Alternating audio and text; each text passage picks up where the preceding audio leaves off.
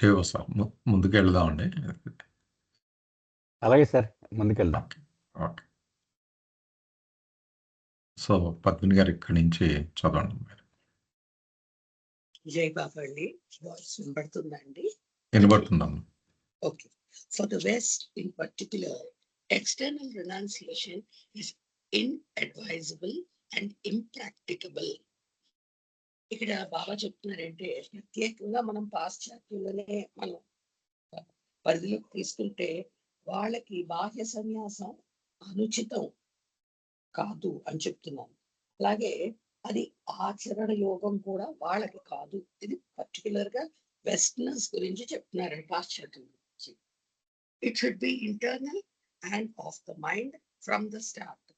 ఇది ఎలా ఉండాలి? ప్రారంభం నుండి అది ఆంతరికంగా ఉండాలి, మరియు అది మనసుకు చెందినదై ఉండాలి అన్నమాట. ఈ రెనౌన్సియేషన్ అనేది అది మనసుకు చెందినదై ఉండాలి. ఇది వెస్టర్నర్స్ నన్ను దృష్టిలో పెట్టుకొని చెప్తున్నాను. One should live in the world, perform all legitimate duties, and yet feel mentally detached from everything. So అది కూడా బాబా క్లియర్ గా చెప్తున్నారు. ఏ వ్యక్తి అయినా one should live in the world, ఏ వ్యక్తి అయినా ప్రపంచంలో జీవిస్తూ ఉండాలి. పర్ఫార్మ్ ఆల్ లెజిటిమేట్ డ్యూటీస్, న్యాయబద్ధమైన విధులన్నీ నిర్వర్తిస్తూ ఉండాలి. And yet feel mentally detached from everything. అయినప్పటికీ కూడా ఆ వ్యక్తి మానసికంగా దేనిని అంటిపెట్టుకుని ఉండకూడదు. అంటే అన్నిటిలోనూ జీవిస్తూ ఉండాలి, దేన్ని అంటిపెట్టుకోకుండా ఉండాలి. అదనమాట చెప్తున్నారు. One should be in the world but not for it. మరి అదే ఎలా ఉండాలి? ఒక వ్యక్తి ప్రపంచంలోనూ ఉండాలి, కానీ దానికి చెంది ఉండకూడదు. ఇది అసలు చెప్పాలంటే కష్టమే, కానీ బాబా అలా చెప్పారు. ఇది వెస్టర్నర్స్ గురించి. జీవిస్తున్న ప్రపంచంలోనే ఉండాలి, ప్రపంచాన్ని అంటిపెట్టుకోకూడదు. అది ఎలా ఉందంటే అండి, తామరకు నీటిలోనే ఉంటది, కానీ నీటి బొట్టు మాత్రం దానికి అంటుకుని ఉండదు. దాని మీద ఉంటది, అంటుకుని ఉండదు. సో తామరాకు మీద నీటి బొట్టు లాగా ఉండాలి అని చెప్తున్నారు ఇక్కడ బాబా.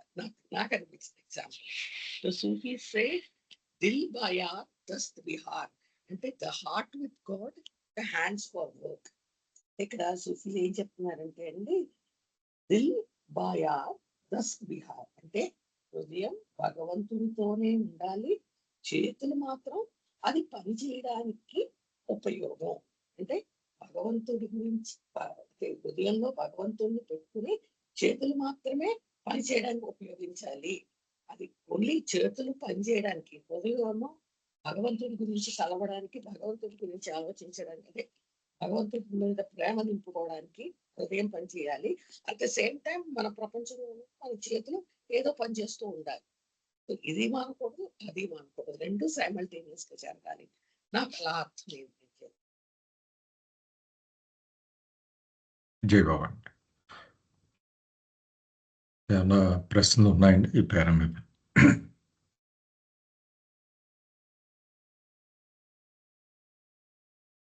ఓకే సార్, మీరు సమప్ చేయండి సార్.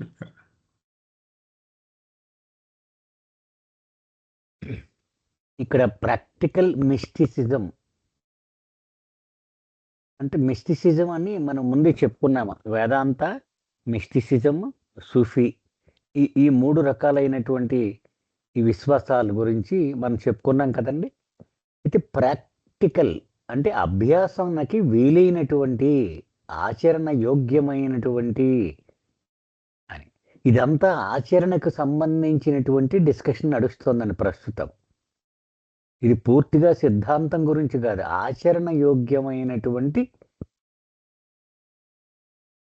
మిస్టిసిజం అది చెప్తున్నారు ఇక్కడ బాబా. అందుకని ఇక్కడ ఏమంటున్నారు, పాశ్చాత్య దేశానికి సంబంధించినటువంటి యాంగిల్ నుంచి మనం చూసినట్లయితే ఎక్స్టర్నల్ రెనౌన్సియేషన్ ఈజ్ ఇన్అడ్వైజబుల్, అది కుదరదు, ఇంప్రాక్టికబుల్, ఆచరణ యోగ్యము కాదు.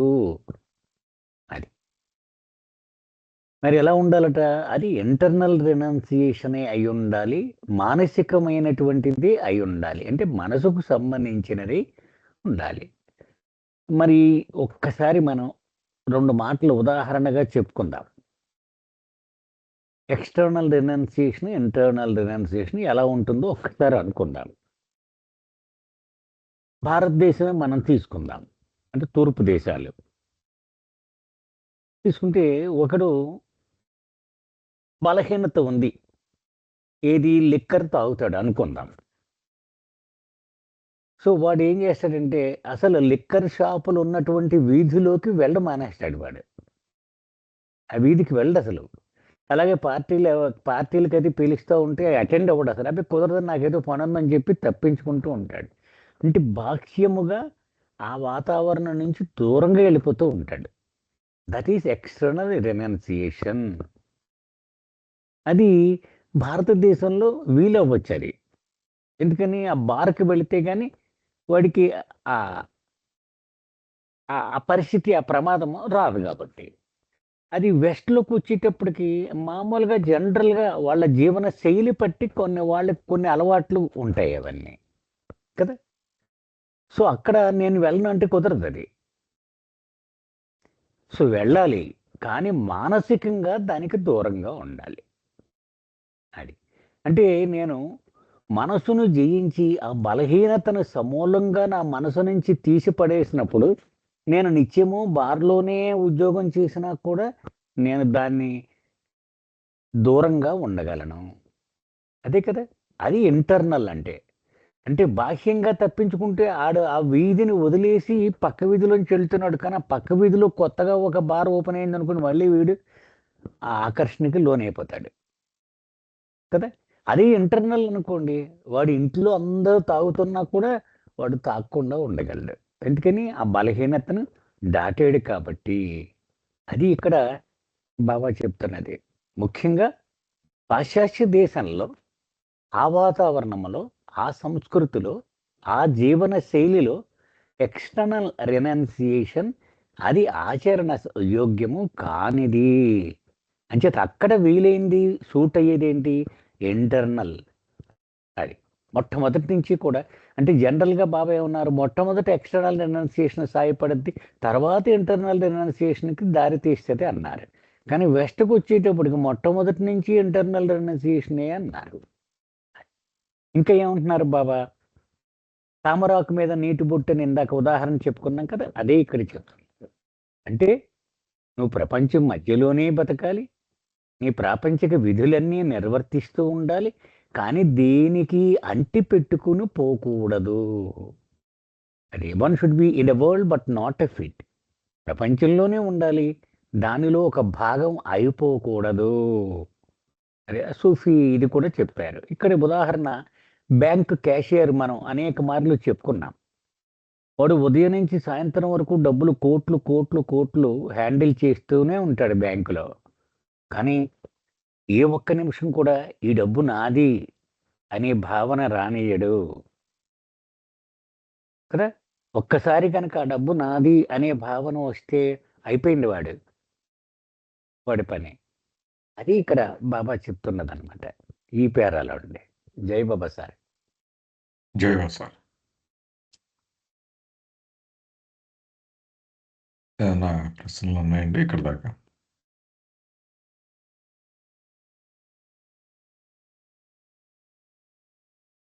ఓకే, నెక్స్ట్ పేరాకి వెళ్దామండి. చదవండి అమ్మాయి. Jai Baba. Hazrat Nizamuddin Awliya, the perfect master of Delhi, was once asked by a visitor how one should live in the world. Hazrat Nizamuddin Awliya అనే సద్గురు ఢిల్లీకి చెందినవాడు. అతన్ని ఒక సందర్శకుడు ఒకసారి ఇలా ప్రశ్నించాడు, ఒక వ్యక్తి ప్రపంచంలో ఎలా జీవించాలి? At that moment, it so happened that the few women were passing by with pitchers of water balanced on their heads, and as they walked, they gossiped and gesticulated. అంటే అదే సమయంలో ఎలా జరిగిందంటే, కొంతమంది స్త్రీలు వారి తలల మీద నీటి కుండల్ని ఎంతో జాగ్రత్తగా క్రింద పడకుండా నడుస్తూ ఆ వైపు వెళ్తున్నారనమాట అండి. అంటే ఆ సందర్శకుడు అడిగిన సమయానికి ఆ సద్గురు ఎదురుగుండా కనబడిన దృశ్యం అదనమాట. అప్పుడు పాయింటింగ్ టు దెమ్ నిజాముద్దీన్ అంటే said, Look at those women. That's how you should live in the world. అప్పుడు ఏమన్నారంటే ఆ సద్గురువులు ఆ స్త్రీల వైపు చూపిస్తూ నిజాముద్దీన్ ఆ సద్గురువు ఇలా అన్నారు, ఆ స్త్రీలను చూడు, ఆ విధంగా నీవు ప్రపంచంలో జీవించాలి అని స్క్రోల్ చేస్తారు sir. Asked to explain this cryptic remark, the master continued, these women returning from the well with pitchers balanced on their heads seem to be thinking of nothing else but exchanging tidbits of gossip with each other, and yet they are all at this time they are all the time concentrating on something far more important, on balancing the pitchers on their heads. ఇది కొంచెం ముఖ్యంగా చెప్పుకుందాం. Asked to explain this cryptic remark, the master continued. ఆ సందర్శకుడు అర్థం కాలేదన్నమాట సందర్శకుడికి. సద్గురు ఏం చెప్తున్నాడు, ఆ నిగూఢమైన మాటల్ని వివరించమన్నారు. అప్పుడు గురువు ఇలా అన్నారు, these women returning from the well with pictures balanced on her heads seem to be not thinking of nothing else but exchanging bits of gossip with each other. ఈ స్త్రీలు ఎక్కడి నుంచి వస్తున్నారు, బావి నుంచి తిరిగి వస్తున్నారు. వారి తలపై నీటి కుండలు పడిపోకుండా జాగ్రత్తగా మోస్తున్నారు అన్నమాట. మనకు కనపడుతున్నారు అలాగే. వారిని చూస్తే ఏమనిపిస్తుంది, వాళ్ళు సరదాగా ఒకరితో ఒకరు కబుర్లు చెప్పుకుంటూ ఉన్నారు అని మనం అనుకుంటాం. మనకి బాహికంగా చూస్తుంటే వీళ్ళు ఏదో నెత్తి మీద అలా కొండ పెట్టుకుని సరదాగా కబుర్లు చెప్పుకుంటూ వెళ్ళిపోతున్నారు. అండ్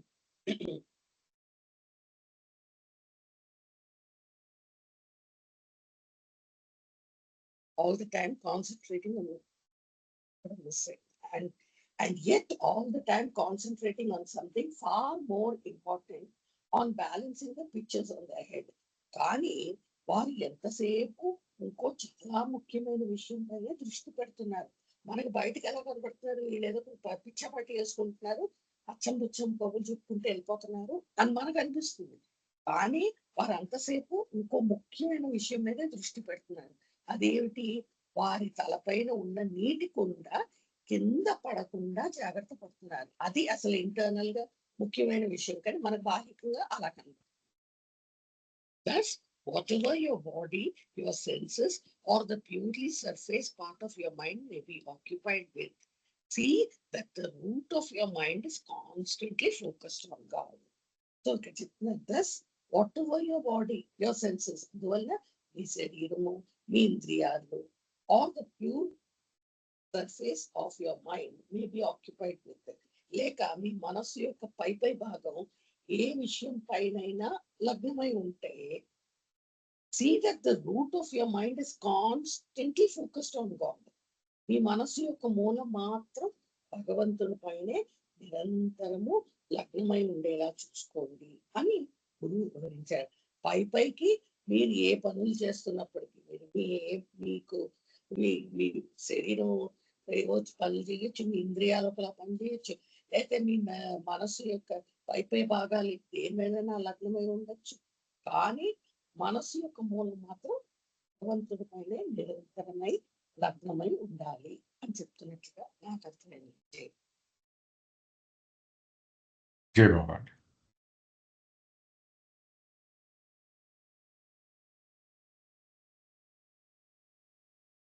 సార్ అది స్టోరీ మీరు చెప్తారండి, అంటే సెల్ఫ్ ఎక్స్ప్లెనేటరీ అది. సార్ అదే మీరు సమప్ చేయండి సార్. సమప్ చేస్తాను. ఇదే విషయం గురించి మరింత వివరణ హజరత్ నిజాముద్దీన్ ఆలియా, మనకి ఢిల్లీలో నిజాముద్దీన్ స్టేషన్ అంటాం కదండి, రైల్వే స్టేషన్, అక్కడికి దగ్గరలోనే హజరత్ నిజాముద్దీన్ దర్గా ఉంటుందండి. అతను ఢిల్లీకి చెందినటువంటి సద్గురువు. ఒకసారి తన శిష్యులతో అతను కూర్చుని ఉండగా ఒక శిష్యుడు అడిగాడు, ఈ ప్రపంచంలో నేను ఎలాగూ జీవించాలి అని అడిగాడు. దూరంగా ఏలు పెట్టి చూపించాడు సద్గురు. అగో అక్కడ చూడండి, ఒక పెద్ద బావి ఉంది, ఆ బావిలో నీళ్లు తోడుకొని బిందెల నిండా నీరు నింపుకొని, ఆ బిందె మీద బింది పెట్టుకొని తల మీద ఆ పొలాల గట్ల మీద నుంచి నడుచుకుంటూ వస్తూ ఉన్నారు ఆడవాళ్ళు. వాళ్ళని అబ్జర్వ్ చేయమని చెప్పారు ఆయన, ఆ గురువు. చేస్తే వాళ్ళందరూ కూడా చేతులు ఊపుకుంటూ, తల తిప్పుకుంటూ, రకరకాల సంభాషణల్లో మునిగిపోయి ఉన్నారు అందరూ. చూసేవాడికి ఏమనిపిస్తుంది? వీళ్ళసలు పూర్తిగా ఆ సంభాషణల్లో మునిగిపోయి ఉన్నారు అనిపిస్తుంది. కానీ వాళ్ళు అలా నడుస్తూ అన్ని పనులు చేస్తున్నప్పటికీ వాళ్ళ ధ్యాస అంతా తల మీద ఉన్న బిందులను బ్యాలెన్స్ చేయడం మీద ప్రధానంగా లగ్నమై ఉంటుంది. అది ఇక్కడ బాబా చెప్తున్నారు. అంటే మనం కార్పొరేట్ భాషలో మల్టీ టాస్కింగ్ అంటాం కదండి. అది అన్ని పనులు చేస్తూ కూడా దాని రూట్ ప్రధానమైనటువంటి విషయం మాత్రం బ్యాలెన్స్ మీద ఉంటుంది. అది అందుకని ఇక్కడ ఏం చెప్తున్నారంటే చివరిలో చెప్పేది ఏంటంటే, నీ బాడీ, నీ శరీరము, నీ యొక్క ఇంద్రియాలు ఇవన్నీ రకరకాల విషయాల మీద లగ్నమై ఉండవచ్చునుగాక, కానీ మూలం మాత్రం, నీ మనసులో ఉన్న మూలం మాత్రం భగవంతుని మీద లగ్నమై ఉండాలి. ఉదాహరణ కూడా బాబా మరొక సందర్భంలో చెప్పారు. నువ్వు మాట్లాడుతున్నా, తింటున్నా, ఏ పని చేస్తున్నా నీ శ్వాస నిరంతరాయంగా నడుస్తూ ఉంటుంది. సో మల్టీ టాస్కింగ్ నాకెక్కడ కుదురుద్ది అని చెప్పకు. నీ బాడీలో ప్రధానంగా అది అలవాటైనటువంటి అంశమే మనందరికీ కూడా కదా. మనం తింటున్నాం, ఊపిరి పీలుస్తున్నాం, మాట్లాడుతున్నాం, ఊపిరి పీలుస్తున్నాం. మరి ఎక్కడ అర్థం రాలేదే. అలాగే భగవంతుడి మీద ధ్యాస కూడా ఊపిరిలాగే నీకు సహజముగా అలవాటైపోవాలి. ఆ విషయమే ఇక్కడ నొక్కి నొక్కి నొక్కి చెప్తున్నారనమాట. అది అంచేత అన్ని పనులు చేయొచ్చు నువ్వు. అందుకే బాబా ఒక సందర్భంగా చెప్పారు, నువ్వు పార్టీలకు వెళ్ళు, పేకాడు, క్లబ్బులకు వెళ్ళు, ఏవి చెయ్యి, కానీ ప్రధానంగా నా మీద నీ ధ్యాస, నా మీద ప్రేమ మాత్రం ఉంటే అన్నిటి సరిపోతాయి, అన్నీ సర్దుకుంటాయి అన్నారు. జై బాబా సార్. జై సార్. అలాగే మనం కారు డ్రైవింగ్ చేస్తూ ఉంటాం చూడండి, అన్నీ మాట్లాడుతూ ఉంటాం, ఏవో బిస్కెట్లు ఇస్తే తింటూ ఉంటాం, అన్నీ చేస్తాం. కానీ ఈ ప్రధానమైనటువంటి బాధ్యత ఏంటి? స్టీరింగ్. ఎంత సీరియస్ అది. ఒక క్షణం మనం ఆ దృష్టి లగ్నం అది పక్కకి కనుక మరలిపోతే అయిపోయింది కదా. అంచేత మన అందరికీ తెలియకుండానే ఈ మల్టీ టాస్కింగ్ చేస్తూనే ఉన్నాం. ఇదేదో పెద్ద మనం కోచింగ్ చేసుకుని నేర్చుకోవాల్సినటువంటి అంశం కాదు ఇది. అదే విషయం భగవంతుడి మీద కూడా చేయమని చెప్తున్నారు. Yes sir. జై సార్.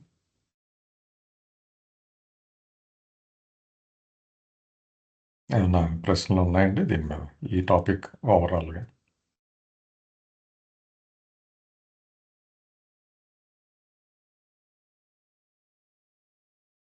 జై బాబు. నెక్స్ట్ దానికి వెళ్దామండి. వైతాగ్ అండ్ వైరాగ్య. బాబు గారు జై బాబా అండి.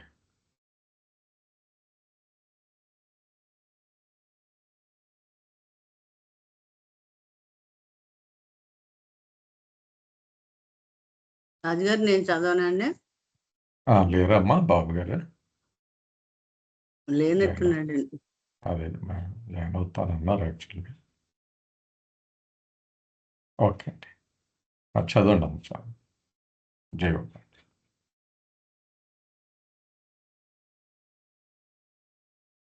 Vaitag and Vairagya. If we look upon renunciation as being a state of mind, we can understand how this state of mind may be either temporary or permanent. బాబా చెప్తున్నారండి, మనం కానీ సన్యాసాన్ని ఒక మానసిక స్థితిగా చూసినట్లయితే, ఆ అప్రోచ్లో మనం చూస్తే ఆ మానసిక స్థితి తాత్కాలికమైందా, శాశ్వతమైందా, అయితే ఎలా అవుతుంది అని మనం అర్థం చేసుకోగలమట. The former is known as Vaitag and the latter as Vairagya. ఈ తాత్కాలికమైనటువంటి సన్యాసాన్ని వైతాగ్ అని, శాశ్వతమైనటువంటి సన్యాసాన్ని వైరాగ్యం అని అంటారు. Vaita, temporary renunciation is simply a temporary disgust for the world and its affairs, resulting from some shock, disappointment, or loss, combined with a vague desire for God, or it may come from a sudden impulse. బాబా చెప్తున్నారు ఈ temporary renunciation, ఈ తాత్కాలికమైనటువంటి సన్యాసం ఎలా వస్తుంది, ఎప్పుడు ఒక మానవుల్లో కలుగుతుంది అని చెప్తున్నారు. ఏదైనా ఒక షాక్ కానీ, డిసప్పాయింట్మెంట్ కానీ, లేదా చెప్పలేనంత నష్టం కానీ వాటిల్లిన కారణంగా ఏమవుతుందట, అతనికి ప్రపంచం దాని వ్యవహారాల పట్ల ఒక రకమైనటువంటి యావగింపు కలుగుతుంది. టెంపరీగా ఒక రకమైనటువంటి అయిష్టం ఏర్పడుతుంది. ఆ దాంతో పాటు ఏముంటుందట, భగవంతుని పట్ల అస్పష్టమైనటువంటి తపన కూడా ఉంటుంది. ఆయనలో ఐక్యం కావాలి, ఆయన తెలుసుకోవాలి, నేను ఆయన చేరాలి అనేటువంటి తపన స్పష్టంగా ఉండదట, అస్పష్టంగా ఉంటుంది. ఈ పై కారణాల వల్ల, అంటే షాక్ కానీ, డిసప్పాయింట్మెంట్ కానీ, లాస్ కానీ ఉండడం వల్ల ఎన్నాళ్ళు ములుగున్నటువంటి ప్రపంచం దాని వ్యవహారాల పట్ల చిచి ఎంతైనా ఇలాగే ఉంటుంది జీవితం అనేటువంటి టెంపరీ దాన్ని ఏమంటే రెవర్షన్ అనమాట. అదంటే ఒక అసహ్యం, ఒక యావగింపు కలుగుతుంది. అలాగే ఏదో ఒక ఆకస్మిక ప్రేరణ వల్ల కూడా ఇది సంభవించవచ్చు అని చెప్తున్నారు బాబా. ఇన్ వైతా the mind turns away from the world and takes to godly ways, but this attitude is not lasting. The mind returns to its old ways as soon as circumstances alter or as soon as the impulse dies down. అయితే ఇది తాత్కాలికమైన ముందు నుండి చెప్తున్నాం కదా. ఈ ప్రేరణ వల్ల లేదా విముఖత, ప్రపంచం పట్ల విముఖత వల్ల వచ్చింది. వైతాగ్లో మనస్సు ప్రపంచం నుండి మరలి భగవంతుని పట్ల మొగ్గు చూపుతుంది. అంటే మొహం అటుపక్క నుంచి ఇటుపక్కకి తిప్పేస్తాడనమాట. భగవంతుని వైపుకి మరలింది తాత్కాలికంగా అయినా సరే. అదంటే అసహ్యం వచ్చింది, ఇదంటే ఆకర్షణ వచ్చింది. కానీ ఈ వైఖరి ఎంతో కాలం పాటు కొనసాగదట, టెంపరీ కదా. అందుకని ఎక్కువ రోజులు ఉండదు. పరిస్థితులు మారిపోయినా, లేకపోతే అతనికి కలిగినటువంటి ప్రేరణ వీక్ అయినా మళ్ళా మామూలుగా తిరిగి మనస్సు పాత పద్ధతులకే మరలిపోతుంది. ఎందుకని అంత స్ట్రాంగ్ రూట్ అందులో లేదు. ఇంటర్నల్గా సుస్థిరం అవ్వలేదు ఆ సన్యాసం అనేది, ఆ కోరిక అనేది, ఆ యాటిట్యూడ్, ఆ ఇంపల్స్ అనేది స్ట్రాంగ్గా లేని కారణంగా పరిస్థితులు మారిపోయినా లేదా కలిగిన ప్రేరణ వీక్ అయినా మళ్ళా పాత దారిలోకి వెళ్ళిపోయే అవకాశం ఉంది అని. కంటిన్యూ చేద్దాం సార్, ఆగుదాం ఇక్కడ ఆగుతామండి. ఇది వైతాగ్ గురించి డిస్కస్ చేద్దాం. ఎవరికైనా సందేహాలు ఉన్నాయండి? గౌరీ గారు ఎక్స్ప్లెయిన్ చేసిన దాని మీద.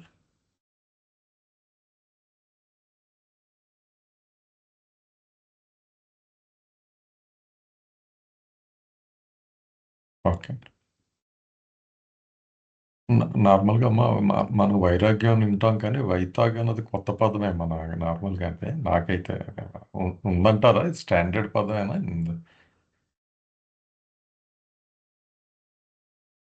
నాగేశ్వరరావు గారు చెప్పాలి సార్. అదే బహుశా వేదాంతలేదే అవ్వచ్చండి, ఉండొచ్చండి. మనకి పరిచయం మనకు తెలియదు, మనకు పరిచయం లేదు. లక్ష్మణదాస్ అయితే మనకి చెప్పేవాడు తక్కువ. అవును సార్. చెప్పండి సార్, మీరు ఎక్స్ప్లెయిన్ చేయండి. వైతాగ్ అనేటువంటిది ఉందండి, హిందీ పదం అంటండి అది. అలాగండి. ఓకే. హిందీ పదము. Extreme frustration, weariness or fed up with situation, mental exhaustion. Okay. Okay. అదనమాట వైతాగ్ అనేటువంటిది. అయితే ఇక్కడ బాబా ఏం చెప్తున్నారంటే అండి, ఈ రినౌన్సియేషన్ని ఇంటెన్సిటీని బట్టి కూడా 2 రకాలుగా డివైడ్ చేశారు. మొట్టమొదటి ఏమన్నారు, ఎక్స్టర్నల్, ఇంటర్నల్ అన్నారు కదా. ఇది మరొక రకమైన క్లాసిఫికేషన్ ఇక్కడ. అది వైతాగ్ వైరాగ్య. అంటే టెంపరీ రెనౌన్సియేషన్, పర్మనెంట్ రెనౌన్సియేషన్. అదే ఈ వైతా గురించి ఏం చెప్తున్నారంటే, సాధారణంగా ఒక కుక్క ఎంగిలి బింది ఒక కొండ ఉందనుకోండి, ఆ వండిన పదార్థాలు అన్నది అది అందులో బుర్ర పెట్టి నాకుతూ ఉంటుంది దాన్ని. ఆ యజమాని చూసి ఆ వంట చాలా యజమాని చూసి కర్ర పట్టుకొని దాన్ని కొడతాడు గట్టిగా. ఆ దెబ్బలు తగిలేసి అనుకుంటుంది, చిచి ఎప్పుడు ఇలాగా ఈ ఎంగిలి పాత్రలో అనవసరంగా నేను బుర్ర పెట్టి దెబ్బలు తింటున్నాను, ఇంక నేను చేయకూడదు అనుకుంటుందట. ఓ 10 నిమిషాలు అయ్యాక మళ్ళీ అక్కడ ఎంగిలి పాత్రలు కనపడగానే మళ్ళీ వెళ్ళి అవి నాకుతూ ఉంటుంది. ఇది సాధారణంగా మనందరికీ కూడా అనుభవంలోకి వచ్చేటువంటిది. సో అక్కడ పనిష్మెంట్ రాగానే, అవమానం పొందగానే చిచి నేను మళ్ళీ చేయకూడదు అనుకుంటాడట. కానీ కాసేపటికి అది మళ్ళీ చెప్పబడిపోతుంది. అది మళ్ళీ మామూలు పాత దారిలోకి వెళ్ళిపోతూ ఉంటాడు. అది అంచేత అది ఆ తీవ్రత అది కొనసాగదు. అప్పుడు దాన్ని తాత్కాలికమైనటువంటి వైరాగ్యము అన్నారు. అది వైతాగ్ అనేటువంటిది తాత్కాలికం అనమాట. పరిస్థితులు మారిపోయి మళ్ళీ అనువైన వాతావరణం రాగానే మళ్ళీ వీడికి లాగేస్తూ ఉంటుందన్నమాట. Yes yes sir. జీవం సార్. ఏమన్నా సందేహాలు ఉన్నాయండి దీని మీద? Vaitag temporary renunciation.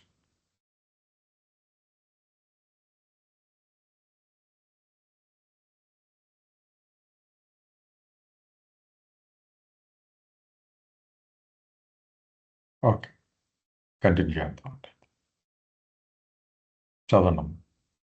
Vaitag, irrevocable renunciation, however, is an attitude of mind involving such a longing for God and such a deep indifference to things only that once roused, it knows no retreat and is proof against all temptations to give it up. ఇక్కడ బాబా చెప్తున్నారు, ఇది తాత్కాలికమైన పైన చెప్పారు, ఇంక తర్వాతది శాశ్వతమైనటువంటి తిరుగులేని సన్యాసం గురించి చెప్తున్నారు. ఇది కూడా ఒక మానసిక స్థితే, మనసు యొక్క ఒక వైఖరి. ఇది భగవంతుని కోసం ఎంత తీవ్ర తపనను, ప్రాపంచిక విషయాల పట్ల ఎంత లోతైన విముఖతను కలిగి ఉంటుందంటే, రెండు ఉన్నాయి. భగవంతుని పట్ల తీవ్ర తపన ఉంది, ప్రపంచం అంటే అయిష్టత, విముఖత కూడా రెండు అది ఉంది. వైరాగ్యం ఒక్కసారి మేల్కొల్పబడితే అది వెనుదిరిగి చూడదు. ఇందాకటి మనం ఏం చెప్పుకున్నాం, పరిస్థితులు మారగానే లేదా ఆ ప్రేరణ కలిగిన ప్రేరణ వీక్ అవగానే మళ్ళీ పాదారిలోకి వెళ్ళిపోతుంది. కానీ ఇక్కడ అలా చెప్తున్నారు, భగవంతుని పట్ల తీవ్ర తపన చాలా స్ట్రాంగ్ గా ఉంటుంది, అలాగే ప్రపంచం పట్ల విముఖత కూడా అంత స్ట్రాంగ్ గానే ఉంటుంది. అప్పుడు కలిగినటువంటి వైరాగ్యం, అప్పుడు ఉన్నటువంటి మానసిక స్థితి, మనసు యొక్క వైఖరి అది పెర్మనెంట్ అనమాట. అది వెనక్కి తిరిగి చూడదటండి, ముందుకే.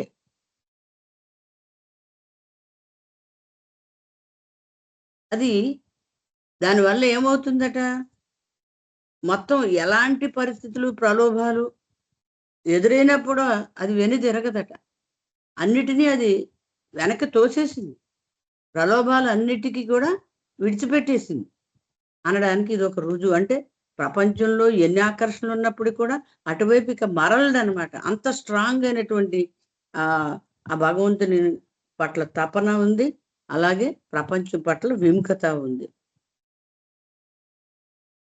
అది ఒక్కసారి జనించిందంటే ఇక వెనక్కి మరలడం అంటూ ఉండదు అంటున్నారు. The famous example of Gautam Buddha is illustrative of vairag. అంటే ఇక్కడ మనం ఈ దీని గురించి ఏదైతే తిరుగులేని సన్యాసం ఉందో దాని గురించి చెప్పుకోవడానికి గౌతమ్ బుద్ధుని ఆ జీవితానికి సంబంధించిన ప్రసిద్ధమైన ఏదైతే హిస్టరీ ఉందో అది ఆ సన్యాసం గురించి చక్కగా వివరిస్తుంది అని బాబా చెప్తున్నారు. అంటే ఆయన ఏ విధంగా ఆ పెర్మనెంట్ సన్యాసం తీసుకుని ఇంకా తిరుగు లేకుండా అందరికీ మార్గదర్శకుడు అయ్యాడు కదా, ఆ కథే మనకి వివరిస్తుంది ఆ బుద్ధుని చరిత్ర అని చెప్తున్నాడు. సార్ కంటిన్యూ చేస్తాను. ఒక్క నిమిషం అమ్మా, ఎక్కడ దాకా ఉందో చూస్తాను. Next paragraph. ఓకే, నెక్స్ట్ పారా కూడా ఉందండి. Okay, చదివండి. We have already explained that renunciation is the overt expression of a latent desire for union with God, combined with a latent spirit of disgust for the world. And we used an analogy of flower, pollen, and fruit. ఇక్కడ బాబా అంతకు ముందు చెప్పిన విషయాన్ని మళ్ళా చెప్తూ, భగవంతుడితో ఒకటవ్వాలని నిగూఢంగా ఉన్న కోరిక, ప్రపంచం పట్ల అది కూడా నిగూఢంగానే ఉంది, యావగింపు రెండు కలిసి బయటికి వ్యక్తం అవడమే ఈ శాశ్వతమైనటువంటి సన్యాసం అని మనం ఇప్పటి వరకు తెలుసుకున్నాం కదా. అలాగే బాబా ఇంకొక ఎనాలజీ చెప్తున్నారండి. పుష్పము, పోలెన్ అంటే పుప్పొడి, అలాగే ఫ్రూట్ ఫలాలు, వీటి గురించి ఒక ఉదాహరణట. ఏమిటది మళ్ళీ ఇక్కడ చెప్తున్నారు. As far as fertilization is concerned, the flower and the pollen by themselves are helpless, but the two can only be brought together by some outside agency such as the wind, the bee, or the insect. ఈ ఉదాహరణలు బాబా చెప్తూ పుప్పొడి, ఫలాలు, ఇవి దీన్ని ఉదాహరణగా తీసుకున్నాం కదా. పుష్పము, పుప్పొడి ఫలదీకరణకు సంబంధించి ఎంతవరకు అవి రెస్పాన్సిబుల్, అవి కావాలంటే చేయలేవు, దాన్ని నిస్సహాయమైనవి అవి రెండు కూడా. ఎందుకంటే ఈ రెండింటినీ గాలి లేదా తేంటిగా లేదా మరో ఏదైనా కీటకం, ఒక బాహ్య కారకం ఉంటేనే ఆ ఫలదీకరణ అనేది సాధ్యం అవుతుంది. దానికి ఇవి రెండు ఉన్నప్పటికీ కూడా అవేం చేయలేవు వాటంతట అవి. ఏది చేయాలి? ఏదైనా మరొక కారణం, గాలి కానీ, హనీబీ కానీ, వేరే ఇన్సెక్ట్ కానీ, ఒక బాహ్యమైన కారణం కాబట్టి అది కావాలి. Whether or not fertilization takes place in nature may depend upon so many thousands of unknown factors that modern science gives up trying to predict it and labels it chance. అయితే ప్రకృతిలో అతి సహజంగా జరిగిపోయి ఈ ఫలదీకరణం ఎలా జరుగుతుందా జరగదా అనేది మనకి తెలియని ఎన్నో బాహ్య కారకాల మీద ఆధారపడి ఉంటుంది అంటున్నారు. పైన చెప్పుకున్నాం కదా, గాలి, హనీబీ లేదా వేరే ఇన్సెక్ట్, అలాగనమాట. ఈ వీటి మీద ఎలా ఆధారపడుతుంది అని ఆధునిక సైన్స్ ట్రై చేసినా సరే, వెతుకులాడినా కూడా, ప్రయత్నించినా కూడా వాటికి దారి దొరకలేదు. అందుకని స్వస్తి చెప్పేసి దానికి ఏం పేరు పెట్టారట? అదృష్టం అని పేరు పెట్టారట, ఛాన్స్ అని పెట్టారు. That however is beside the point at that moment, and in our analogy we shall think of this fertilization as a gift. అయితే ఇవన్నీ చెప్పుకోవడం ఇక్కడ అప్రస్తుతం కాబట్టి మనం చెప్పుకున్న ఈ ఉపమానంలో ఫలదీకరణాన్ని వాళ్ళ అదృష్టం అన్నారు కదా సైంటిస్టులు, మనం మాత్రం ఒక గిఫ్ట్ గా అనుకుందామని బాబా అంటున్నారు. ఇది సార్ నాకు అర్థమైంది. జై జై బాబా. బాబా.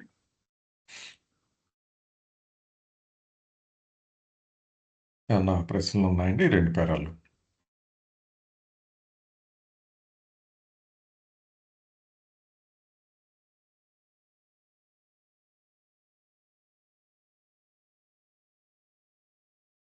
ఓకే సార్, మీరు సమ్అప్ చేయండి సార్ ఈ 2.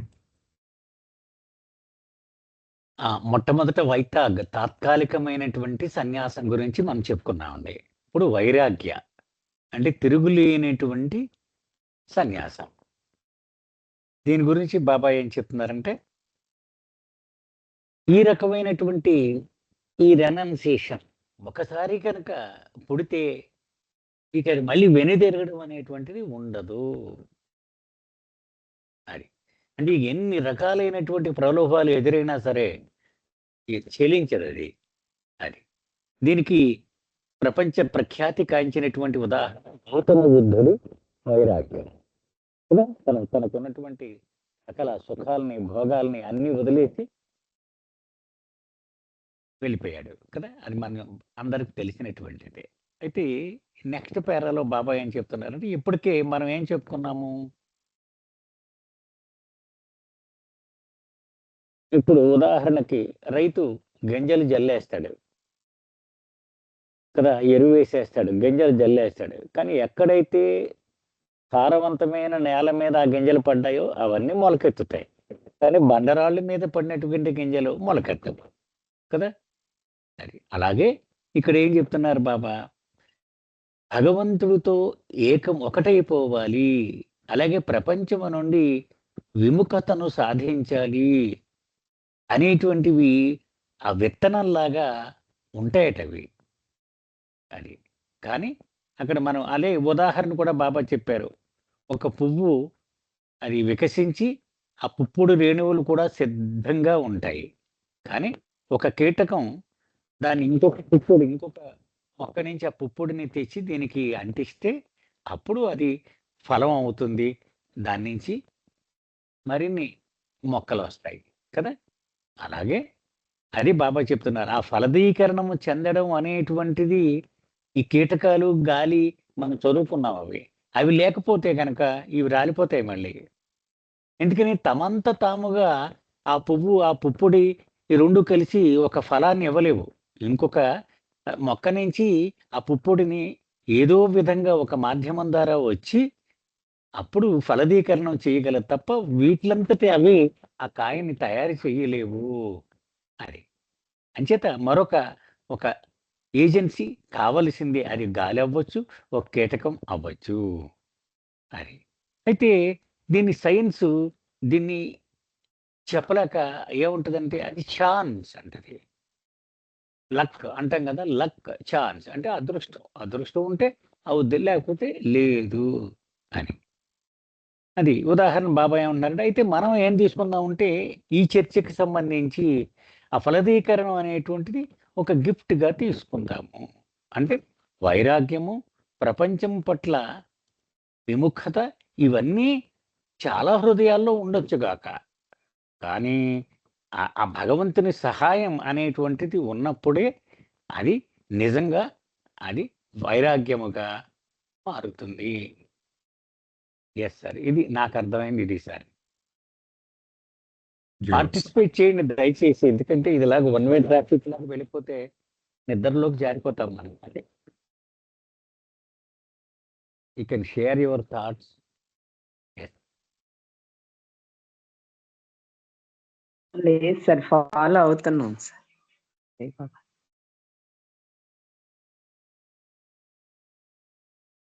మిగిలిన వాళ్ళు ఏమన్నా ఉన్నాయండి సందేహాలు దీని మీద? జయ బాబా సార్. అయితే ఇప్పుడు మీరు చెప్పిన దాని ప్రకారం మనకి వైరాగ్యం అనేది రావడం కూడా భగవంతుడి కృపే అంటారా? అంటే కీప్ సైడ్ మన సంస్కారాలని సైడ్ పెట్టేసినా కూడా వైరాగ్యం మనకి ప్రాప్తించింది అంటే అది భగవంతుడి కృపేనా? అంటే నా అండర్‌స్టాండింగ్ వైరాగ్యం ప్రాప్తించడం కాదమ్మా. అంటే అదేలెండి. ఒక విధంగా అంతే. ఫ్లవరు, పోలెను రైప్ అయ్యే ఉండాలి. అదైతే ఇంపార్టెంట్. ఆ ఫ్లవర్, పోలెన్ ఏమన్నారు? భగవంతుడి మీద తపన అన్నది ఒకటైతే, ఈ ఈ బాహ్య ప్రపంచం మీద విముఖత అది తీవ్రంగానే ఉండాలి. అది లేకుండా అయితే ఫలదీకరణం జరగదు కదా. కానీ ఎప్పుడు అది వైరాగ్యంలో పడుతుంది, ఏ మొమెంట్‌లో అన్నది మాత్రం కంప్లీట్‌గా ఆయన కృప మీరన్నట్టుగా ఆయన గిఫ్ట్. ఏ ఫ్యాక్టర్స్ మీద అది జరుగుతుంది, ఏ పాయింట్ దగ్గర అన్నది నేను అలా అనుకుంటున్నాను. అది అంతే కదా. అయితే వైరాగ్యం అనగానే మనం ఎక్స్టర్నల్ అని తీసుకోకూడదండి. ఎక్స్టర్నల్లే కాదండి వైరాగ్యం అంటే కదండి. అది ఇది ఇంటర్నల్లే కదండి ఆయన చెప్తున్న వైరాగ్యం. అంతే మెయినే. ఎక్స్టర్నల్ అసలు ఆధ్యాత్మికానికి సంబంధం లేకపోవచ్చు కూడా. అవునండి, అవును. బయట వేషాలు వేసేసుకుని, కాషాయ రంగులు వేసేసుకొని, అడ్డబొట్లు, నిలువు బొట్లు పెట్టేసుకోవడం అది సన్యాసం కింద లేదు కదా. బాబా చెప్పేది ఆంతరికమైనటువంటి రెనౌన్సియేషన్. అవును సార్, అవును. అంతే. ఏదో చెప్తున్నారమ్మా మీరు పద్మని గారు. అదే అదే అదే ఇప్పుడు ఈ ఫ్లవర్ మీద పోలన్ గ్రెయిన్ పడింది అనుకోండి, ఆ ఫ్లవర్ రెడీగా లేకపోతే పోలన్ గ్రెయిన్ రిసీవ్ చేసుకోలేదు అంతే కదా. అంతే అంతే. ఇప్పుడు రిసీవ్ చేసుకోలేని స్థితిలో ఉన్న ఫ్లవర్ మీద కూడా పోలన్ గ్రెయిన్ పడుతుంది. రిసీవ్ చేసుకోగలిగే కెపాసిటీ ఉన్న ఫ్లవర్ మీద కూడా పడుతుంది. అది సైంటిస్ట్ ఛాన్స్ అన్నారు కదా. అలాగే భగవంతుడు కృప ఎప్పుడు ఉంటది. కానీ మనం దాన్ని రిసీవ్ చేసుకునే కెపాసిటీ ఉంటేనే అది జరుగుతాదా అని చెప్తున్నట్లుగా అనిపించింది ఇక్కడ.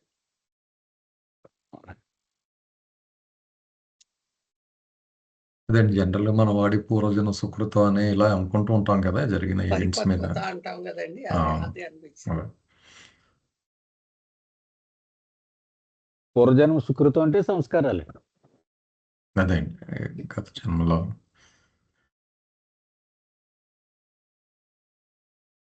ఏమన్నా ఉన్నాయండి మిగిలిన వాళ్ళకి దీని మీద డౌట్స్?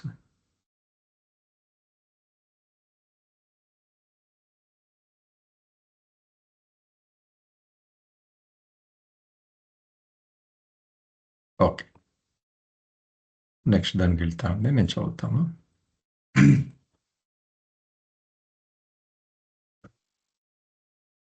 టు రిటర్న్ టు వైరాగ్య, let us remember that the longing for union with God is latent in every living being. మళ్ళీ వెనక్కి వచ్చి వైరాగ్యాన్ని మనం పరిశీలిస్తే ఒక విషయం మనం దృష్టిలో పెట్టుకోవాలి. భగవంతుడిలో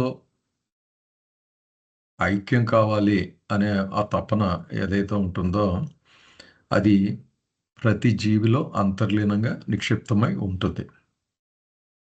However, it only pushes its way into consciousness when the soul approaches the beginning of what Meher Baba in the Divine Theme calls the realization process. అయితే మనం ఇది ఎప్పుడు జరుగుతుందంటే డివైన్ థీమ్లో బాబా మనకి రియలైజేషన్ ప్రాసెస్ అని చెప్పారు. అంతర్ముఖ ప్రయాణం అది ఎప్పుడైతే ఉంటుందో అప్పటిదాకా అంతర్లీనంగా ఉన్న ఈ లాంగింగ్ ఏదైతే ఉందో ఈ స్థితికి వచ్చేటప్పుడు బాబా ఏదైతే డివైన్ థీమ్లో రియలైజేషన్ ప్రాసెస్ అని చెప్పారో ఆ స్థితికి వచ్చేటప్పుడు ఇది మన చైతన్యంలోకి తోయబడుతుంది అనమాట. అది ఆటోమేటిక్గా ఎరుకులోకి వస్తుంది. అది అప్పటిదాకా అది లోపలే ఉంటుంది. అది అంటే బేసిక్గా ఏం చెప్తే అందరిలోనే ఉంటుంది ఇది. ఈ వైరాగ్యం అనేది, ఆ తపన, అదే ఆ లాంగింగ్ అనేది అందరిలోనూ ఉంటుంది. కానీ టైం వచ్చినప్పుడు అది వెరుకులోకి వస్తుంది, కాన్షియస్నెస్లోకి, చైతన్యంలోకి అంటూ చెప్పి రియలైజేషన్ ప్రాసెస్ని ఇక్కడ హైలైట్ చేశారు. The disgust for the world is also something that develops naturally in all of us and which grows more and more powerful as we draw nearer to the beginning of this realization process. అయితే ఈ భగవంతుడిపై తపన, అలాగే ఈ ప్రపంచం మీద వ్యతిరేకత రావడం, ఏహభావత రావడం అనేది హ్యాండ్ ఇన్ హ్యాండ్ అనమాట. అంటే ప్యారల్గా జరుగుతున్నాయి అన్నట్టుగా ఇక్కడ హైలైట్ చేస్తున్నారు.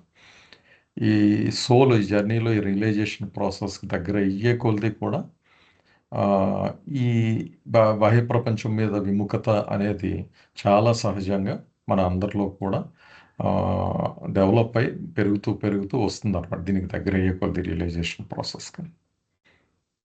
When the flower is in full bloom and the pollen ripe, the wind or the bee gives the gift of fertilization that produces the fruit. ఇందాక చెప్పిన ఎగ్జాంపుల్లో పూర్తిగా విప్పారిన పుష్పం ఉంటుంది, అలాగే పుప్పొడి పూర్తిగా ఫలవంతమై రెడీగా ఉంటుంది, సిద్ధంగా ఉంటుంది. ఆ టైంలో గాలి వీయడం ద్వారా కానీ లేకపోతే తునిగా అది రావడం ద్వారా కానీ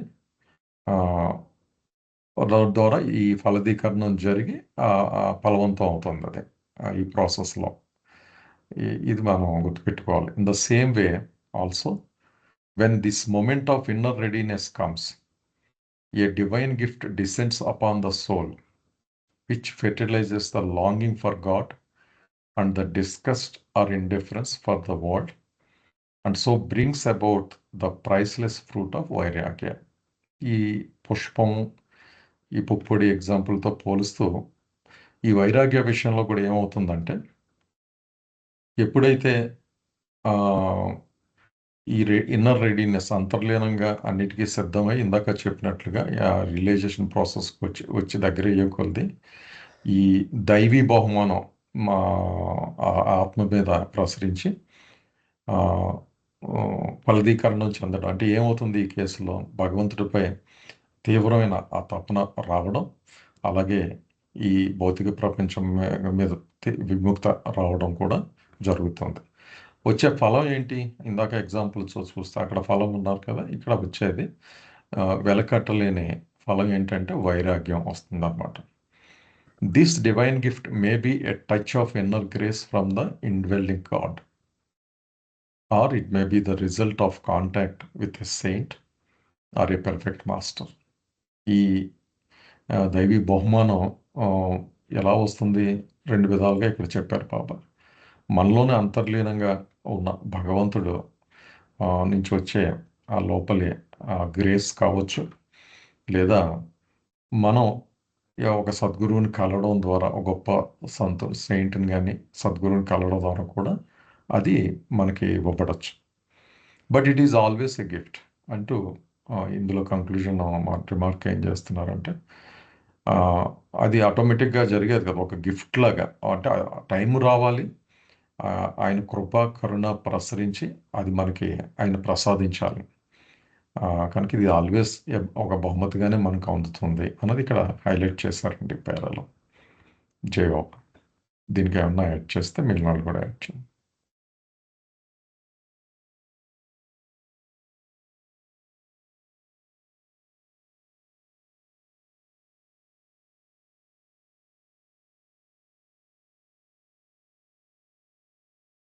ఏమన్నా ఉన్నాయండి కామెంట్స్?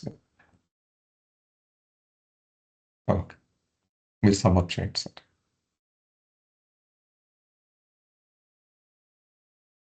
మనం మొట్టమొదట్లోనే ఈ సప్లిమెంట్ మొదలుపెట్టినప్పుడు చెప్పుకున్నామండి, నేను ఎవరు అనేటువంటి ప్రశ్నకు సమాధానము కనుగొనడము అనేటువంటి ఆ అవసరము మొత్తము సృష్టిని ముందుకు నడిపిస్తోంది అని చెప్పుకున్నాం. అంటే ఎవల్యూషన్ అయినా, రీఇన్కార్నేషన్ అయినా, ఈ రియలైజేషన్ ప్రాసెస్ అయినా, ఇవన్నిటికీ మూలాధారమైనటువంటిది అదే. మనం ఉదాహరణ కూడా చెప్పుకున్నాం, గడియారం స్ప్రింగ్ ఇస్తే అది ఆ హ్యాండ్స్ అన్నీ నడుస్తూ ఉంటాయి, గంటల ముళ్ళు, నిమిషాల ముళ్ళు, సెకండ్ల ముళ్ళు అన్నీ నడుస్తూ ఉంటాయి. అలాగే ప్రతి ఆత్మలోనూ కూడా విల్ టు బి కాన్షియస్, నేను ఎరుకతో నేను ఎవరినో తెలుసుకోవాలి అనేటువంటి సంకల్పము దాగి ఉంది ప్రతి హృదయంలోనూ. ఎవ్రీ హైలైట్ చేశారు బాబా దాన్ని, చూడండి. సో ప్రతి జీవాత్మలోనూ కూడా అది ఉంది. అయితే ఇది అవ్యక్తముగా ఉంటుంది. అంతర్ముఖ ప్రయాణము ఆ దశను ప్రారంభం జరగగానే ఇది ప్రబలంగా వ్యక్తమవుతుంది అని. అంటే ఇక్కడ మనం అర్థం చేసుకోవాల్సింది ఏంటంటే, భగవంతుని గురించినటువంటి తపన, ప్రపంచము గురించి విముఖత రెండు కలిసే ప్రయాణం చేస్తూ ఉంటే ఒకటంటే ఒకటి ఆటోమేటిక్గా ఉంటుంది అనమాట. అది అంటే సహజంగానే దానికదే వచ్చి భగవంతుని మీద ధ్యాస పెరగగానే ప్రపంచం మీద ధ్యాస తగ్గిపోతుంది. మనం మస్తుల విషయంలో చాలా స్పష్టంగా దీనిని గమనించవచ్చు వాళ్ళకి. ఎందుకని తారస్థాయికి చేరినటువంటి ప్రేమ ఉంది వాడికి భగవంతుడి పట్ల. కాబట్టి ఈ ప్రపంచాన్ని పూర్తిగా విస్మరించేస్తాడు. అసలు వాడికి ఈ సౌఖ్యము, ఈ సదుపాయము అసలు ఏమి ఇష్టం ఉండదన్నమాట. అది కాబట్టి ఆధ్యాత్మిక మార్గంలో ప్రవేశించినప్పుడు పర్టికులర్గా ఈ రియలైజేషన్ ప్రాసెస్ అక్కడ మనం ముందుకు సాగే కొలది బాగా వ్యక్తమవుతూ ఉంటుంది. ఇక్కడ బాబా మళ్ళీ ఆ ఫ్లవర్, ఒక కాయ కావాలి అంటే ముందు ఫ్లవర్ తయారవ్వాలి, దానిలో పుప్పొడి పరిపక్వత సాధించాలి. అప్పుడు ఒక కీటకం వచ్చి మరొక మొక్క నుంచి ఆ పుప్పొడిని తీసుకొచ్చి దీనికి తగిలిస్తే అప్పుడు కాయ, పండు తయారవుతుంది. అదే విధముగా ఈ సాధకుడు, ఈ ముముక్షువు ఈ సంసిద్ధతను సాధించగానే అప్పుడు ఆ దైవీ సహాయము దానికదే అందుతుంది అన్నారు బాబా. అది ఆ సహాయం వచ్చి అప్పుడు అసలైనటువంటి వైరాగ్యము దొరుకుతుంది. ఆ సహాయం ఏ రూపంలో ఉంటుందో కూడా చెప్తున్నారు. మనలో అంతర్వశి అయినటువంటి భగవంతుడి నుంచైనా సహాయం అందవచ్చు. లేకపోతే ఒక సంతు యొక్క సాంగత్యము, సద్గురువు యొక్క సాంగత్యం వలన అది అందవచ్చు. కానీ ఎప్పుడు అందినా అది బయట నుంచి బహుమానముగానే అందుతుంది. ఇది సార్. జై బాబా. జయవస్ ఏమన్నా ప్రశ్నలు ఉన్నాయండి ఈ పేర మీద?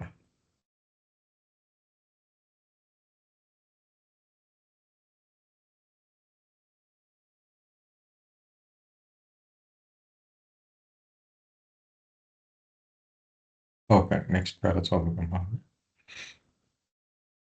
అదే ఒక సూక్తి ఉందండి. Okay sir. Love begets love. It cannot be awaken by any mechanical means. అది జ్ఞాపకం వస్తుంది అనమాట మనకి ఇది చదివితే. ఆ సహాయము బయట నుంచి రావాల్సిందే, కానీ ఈ యాంత్రికంగా దాన్ని మనం ఏ రకంగానూ పుట్టించలేము ఆ వైరాగ్యాన్ని అనేది మనం అర్థం చేసుకోవచ్చు అనమాట. అంటే ప్రేమైనా వైరాగ్యమైనా అది ఒక బహుమానంగా ఎవడైతే దాన్ని సొంతం చేసుకుని ఉన్నాడో అతడు దాన్ని మనకు బహుమానంగా ఇవ్వాలి తప్ప మనంతట మనము దాన్ని పుట్టించలేము అనిపిస్తుంది. Yes sir. జయవాస్. Jai Vairagya, when it first becomes manifest, will almost certainly express itself for a time as an external renunciation. But Vairagya, being permanent, will always lead sooner or later to the real renunciation, which is internal. ఒక ముఖ్యమైన విషయాన్ని వైరాగ్యానికి సంబంధించి చెప్తున్నారు బాబా ఇక్కడ. మొదట్లో ఈ వైరాగ్య manifest అయినప్పుడు, బయటకు వచ్చినప్పుడు సాధారణంగా ఇది ఎలా వ్యక్తమవుతుందంటే కొద్ది కాలం పాటు అది బాహ్యమైన సన్యాసంలో కనబడుతుంది అది. బట్ వైరాగ్య అంటే మనం డెఫినేషన్ ఏంటంటే పెర్మనెంట్ అనుకున్నాం అది. కనుక అది ఖచ్చితంగా ఆ కొద్ది సమయం పాటు అది బాహ్యంగా కనబడిన ఎక్స్టర్నల్ రినౌన్సియేషన్ లాగా వెంటనే అది చాలా కొద్ది కాలంలో రియల్ రినౌన్సియేషన్ అంటే ఆంతరికంగా సన్యాసించడంలోకి అది వెళ్ళిపోతుంది. అంటే చాలా క్విక్గానే అందులోకి వెళ్ళిపోతుంది. ఎందుకంటే దాని తత్వమే అది కనుక, అది ఇంటర్నల్ రినౌన్సియేషన్ కనుక అందులోకి వెళుతుందట.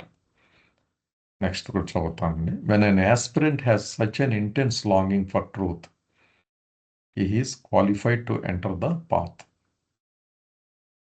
ఒక సాధకుడు అంటే సత్యము వైపులో వెళ్ళడానికి చాలా తీవ్రమైన తపన ఉన్నప్పుడు, అంత తపన ఉన్నప్పుడు, అంటే ఇందాక ఎక్స్ప్లెయిన్ చేసింది అప్పుడు అతను ఈ ఆధ్యాత్మిక మార్గంలోకి వెళ్ళడానికి అర్హత సంపాదిస్తాడు. దానికి ఒక ఎగ్జాంపుల్ కూడా చెప్తున్నారు ఇక్కడ. There is a story of a master who was pestered by a disciple as to when he would realize God. ఈ కథలో ఏంటంటే గురువు శిష్యుడు ఉన్నారు. శిష్యుడు గురువు గారిని తరచూ భగవత్ అనుభవం నాకు ఎప్పుడు కలుగుతుంది, భగవత్ అనుభవం ఎప్పుడు కలుస్తుందని ఆయన తరచూ వేధిస్తున్నాడు ప్రశ్నతో. Once when they went to bathe in a river, the master held the aspirant under water for a few moments. ఇలా ఉన్నప్పుడు ఒకరోజు ఇద్దరు నది దగ్గరికి స్నానానికి వెళ్ళారు. వెళ్ళినప్పుడు ఆ కుర్రవాడు అంటే ఆ డిసైపుల్ స్నానం చేస్తుండగా గురువుగారు ఏం చేశారంటే తల మీద చెయ్యేసి బలంగా నీళ్ళల్లో నొక్కిపెట్టి ఉంచేశారు అతన్ని.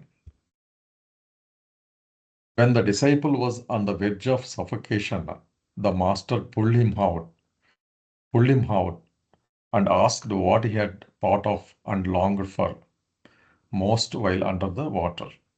అలా కొన్ని క్షణాలు అలా నొక్కిపెట్టి ఉంచిన తర్వాత ఇంకా ఆ శిష్యుడు ఆ ఊపిరాడక తట్టుకోలేని పరిస్థితుల్లో మళ్ళీ గురువుగారు ఏం చేశారంటే అతన్ని బయటికి లాగారు.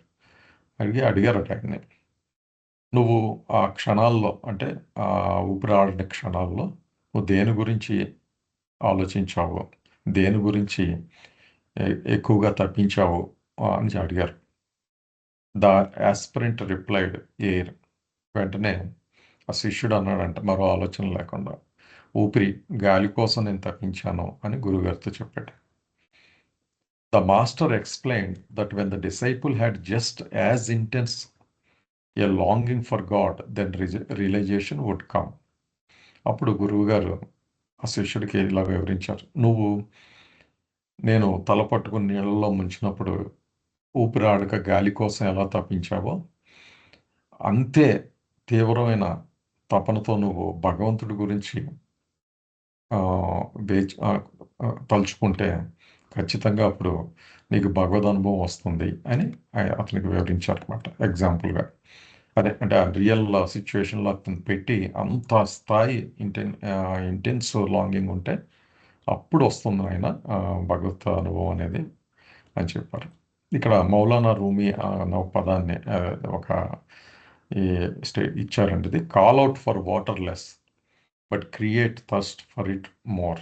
కనుక నీరు కోసం అడగడం మానే, కానీ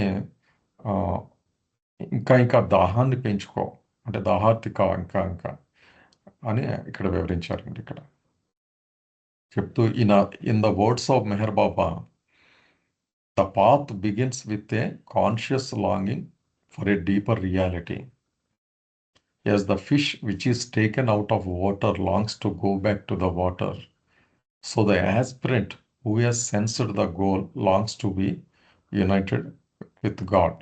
మెహర్ బాబా చెప్పిన మెసేజ్ వర్డ్స్ పదాల ప్రకారం చూస్తే ఈ ఆధ్యాత్మిక పదం అన్నది ఎప్పుడు మొదలవుతుంది? With a conscious longing for a deeper reality. లోతైన ఆ సత్యాన్ని తెలుసుకోవాలి అనే ఒక ఎరుకుతో కూడిన తపన మొదలైనప్పుడు ఈ జర్నీ మొదలవుతుంది అంటూ ఒక ఎగ్జాంపుల్ చెప్పారు. ఒక చేపని నీళ్ళలోంచి తీసి బయట ఒడ్డున పడేసాం అనుకోండి, అది ఎగిరెగిరి పడుతూ ఎప్పుడు తిరిగి ఆ నీటిని చేరుకుందామని తప్పిస్తూ ఉంటుంది. అలాగే సాధకుడు కూడా so the aspirant who has sensed the goal longs to be united with the God. ఎవరైతే సాధకుడు తన గమ్యం ఏంటో ఖచ్చితంగా ఎప్పుడైతే తెలుసుకున్నాడో దాన్ని చేరుకోవడానికి, అంటే భగవంతుడిలో ఐక్యం కావడానికి అలాగే తప్పిస్తాడట. So the aspirant who has sensed the goal longs to be united with the God. ఒక్కసారి అది తెలిసిన తర్వాత ఆ తపన ఆ స్థాయిలో ఉంటుందన్నమాట, ఆయనలో ఐక్యం అయిపోవాలి అనేది. ఇక్కడ దాకా డిస్కస్ చేద్దామండి. ఏమన్నా ప్రశ్న ఉందా? జై బాబా. లాస్ట్ పారాగ్రాఫ్ ఒక్కసారి చూపించినా సార్, ఇప్పుడు మీరు చదివిన దాంట్లో. Okay okay. ఇక్కడ చూడండి, call out for water less but create thirst for it more అంటే నాకు అంత క్లియర్ గా అర్థం కాలేదు. నాకు అనిపించింది అవునా కదా అని. అంటే మనకి దాహం లేకుండా మంచినీళ్ళ గురించి అడిగితే అది వేస్ట్, ఆ దాహం వచ్చినప్పుడే మంచినీళ్ళు అడగనా అర్థం అండి? అదేనండి, నాకు కొంచెం డౌట్ వచ్చింది. అంటే ఇప్పుడు దాహం పెంచుకో అన్నది అర్థమవుతుంది మనకి.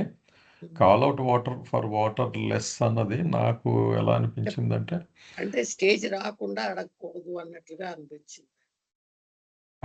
అంటే భగవంతుడు గురించి కాకుండా ముందు నీ తపన పెంచుకుంటే ఆటోమేటిక్గా వాటర్ వస్తుందనా? అది కొంచెం అదే నాగేశ్వరరావు గారు ఎక్స్ప్లెయిన్ చేయాలండి. Okay sir. మిగిలిన వాళ్ళు కూడా యాడ్ చేయండి, ఎవరికైనా తడితే ఇదేంటో.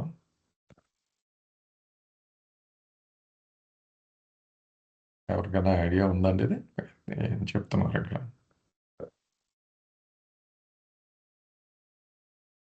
ఓకే సార్, మీరు ఎక్స్ప్లెయిన్ చేయండి సార్ అది. ఆ పై పేర ఎస్సెన్సేనండి అదంతా చెప్పేది బాబా. ఓకే అండి. అంటే సత్యము కోసము తీవ్రమైనటువంటి తపన, దాని గురించి చెప్తున్నారు బాబా. ఆ ఎంత తపన ఉండాలి. సో నీరు కావాలి అని అరవడం కంటే ఆ తపనే ముఖ్యము. ఆ తపన ఉంటే నీరు దానికి అదే వస్తుంది అన్నట్టుగా. ఆ ముందు కథకి లింక్ చేసి ఉంది కనుక యాస్పిరెంట్ తినేస్తున్నాడు కదా. కరెక్ట్. ఓకే. షిరీన్ కూడా ఏదో పెట్టారు. అదే కాల్ అవుట్ ఎక్స్టర్నల్ రిలైజేషన్ అని అంటున్నాడు. అంటే అలాగని నేను అనుకోవట్లేదండి. ఫాల్ అవుట్ అంటే ఇప్పుడు యాక్చువల్గా ఆ ఫైనల్ ప్రొడక్ట్ కావాలని దాని గురించి తపన పడే కంటే దానికి సంసిద్ధత సాధించడం ప్రధానం ఓకే. అదే. కదండి. దాని మీద ఎఫర్ట్ పెట్టాలన్నమాట. అది అంచేత ఇప్పుడు ఆ గురువుని అస్తమానం అడుగుతూ ఉండేవాడు శిష్యుడు, నాకు ఎప్పుడు ఇస్తారు మోక్షం, ఎప్పుడు ఇస్తారని. అప్పుడు చెరువులోకి తీసుకెళ్ళి బుర్ర నీటిలో ముంచి కాసేపు ఉంచి గెలగెల కొట్టుకునే స్టేజ్లో బయటికి తీసాడు. తీసి ఏం ఆలోచించేవు, నీ ఆలోచనలు చెప్పు ఒకసారి నీటిలో ఉండగా అన్నాడు. ఇంకేం ఆలోచనలు, గాలి కోసం తప్ప ఇంకేమీ లేదండి అన్నాడు. అప్పుడు గురువు చెప్పాడు అనమాట. సో మిగిలిన అన్ని విషయాలు పూర్తిగా విడిచిపెట్టి ఒక భగవంతుడి ఐక్యత అనేటువంటి ఒకే విషయం మీద నీ ధ్యాస నిలిచినప్పుడు అప్పుడు నీకు అది దక్కుతుంది అన్నట్టుగా చెప్పాడు అనమాట. అదే బాబా ఏమన్నారంటే ద పాత్ బిగిన్స్ ఒకసారి when the conscious longing for a deeper reality. అది అంటే సత్యము, లోతైన సత్యము గురించినటువంటి తపన మొదలైనప్పుడే వీడు మార్గములో ప్రవేశించినట్టు లెక్క. అది అంటే నీరును చూడగానే చేప గిలగిల కొట్టుకుంటుంది, ఎప్పుడో నీటిలోకి వెళ్ళిపోతాను నేను అని. మీకు మరచితన మందిరంబు అని పాట ఉంది చూడండి, సముత్కంఠ అని ఉంటుంది హెడ్డింగ్. సముత్కంఠ అంటే నీటి నుంచి వేరుపడిన చేప తిరిగి నీటిలోకి చేరిపోవాలి అని ఎంత తపన పడుతుందో దానినే సముత్కంఠ అంటారు. అయితే నీరుని అది సెన్స్ చెయ్యనటువంటి చేపకి ఇంత తపన రాదు, నీటిని సెన్స్ చేసి అప్పుడే వస్తుంది. అంచేతే ఆ మర్చితన మందిరం పాట ఒక్కసారి మనం చూస్తే అది తన నిజ స్వభావాన్ని విడిచిపెట్టేసి ఇంత దూరం వచ్చేసానని తెలిసిపోయింది దానికి కదా. చూడండి ఒక్కసారి ఆ పాట మనం చూస్తే గనక తెలిసిపోయింది. ఆ పాట అంతా కూడా ఇందులో ఈ దరిద్రంలో కొట్టుకుంటూ ఉన్నాను నేను, అసలు సత్యం అదిగో కనపడుతోంది నాకు, వదిలేసి వచ్చేసాను,